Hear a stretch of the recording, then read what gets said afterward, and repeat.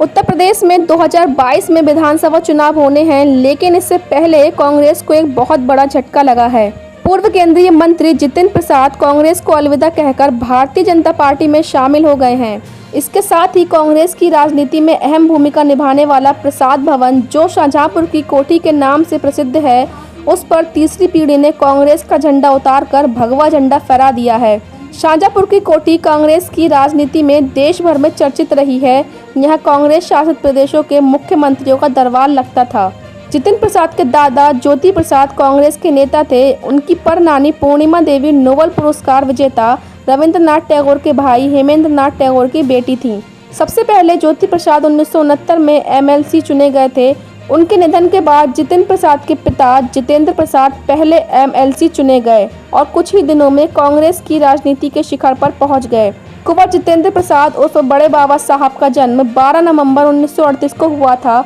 सन 1971 में जितेंद्र प्रसाद ने शाहजहांपुर लोकसभा सीट से चुनाव लड़ा और जीत भी दर्ज की। उसके बाद सन 1980 से 1984 में फिर जितेंद्र प्रसाद को जनता ने चुनाव जिताया। उसके बाद सन 1999 से 94 तक राज्यसभा सदस्य रहे। 1999 में उन्होंने फिर से लोकसभा चुनाव लड़ा। इसके अलावा जितेंद्र प्रसाद ने सन 2002 में कांग्रेस पार्टी के राष्ट्रीय अध्यक्ष के लिए सोनिया गांधी के खिलाफ चुनाव लड़ा था, लेकिन इस चुनाव में वे हार गए थे। 16 जनवरी 2001 को बीमारी के चलते जितेंद्र प्रसाद का निधन हो गया। इसके बाद कोठी की राजनीति दो हिस्सों में बंट गई।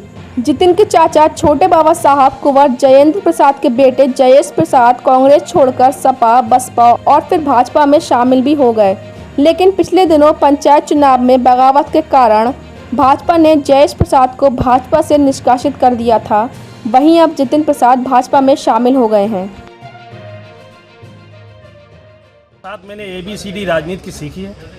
वो जिस दल में जहाँ भी जाएंगे हम उनके साथ हैं।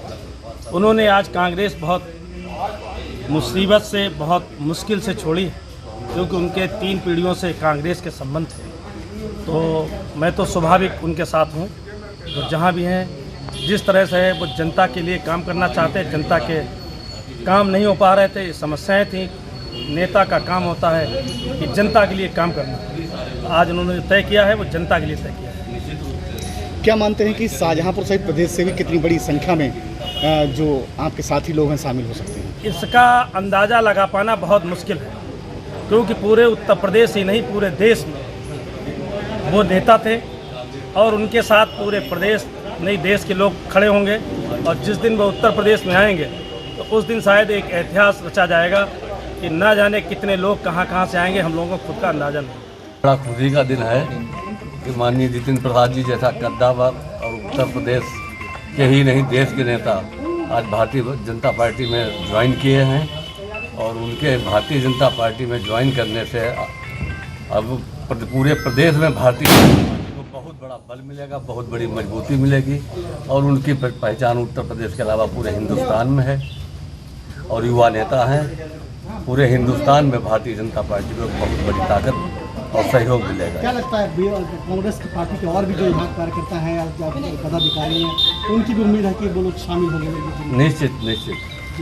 कितना शाहजहांपुर के लिए क्या मिल रहा है? जितने जितेंद्र प्रसाद जी के सहयोगी और शुभचिंतक और हैं, वो सारे सभी लोग भारतीय जनता पार्टी में निश्चित शामिल हैं। शाहजहांपुर के लिए कितना खुशी का दिन है?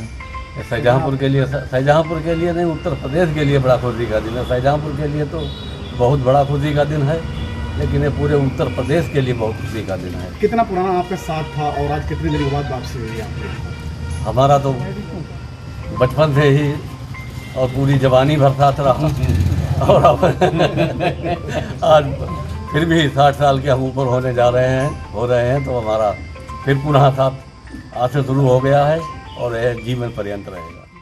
नहीं, देखिए, मैं क्योंकि पहले भी कह चुका हूँ कि जब राजनीति हमने शुरू की छात्र राजनीति से ही, तब से हमने अपने नेता के रूप में, अपने गुरु के रूप में जितेंद्र प्रसाद जी को ही माना। और आज वो भाजपा में शामिल हुए हैं तो हम और मेरी पूरी जिला कमेटी, सभी पदाधिकारी सब भाजपा में शामिल हो, कांग्रेस पार्टी से इस्तीफा दिया। आज यहाँ पर किस तरीके से लोगों में, यहाँ के समर्थकों में, उनके समर्थकों में किस तरीके की खुशी है? जो मंत्री जी का निर्णय है उसमें सबकी खुशी है, सब लोग खुश हैं।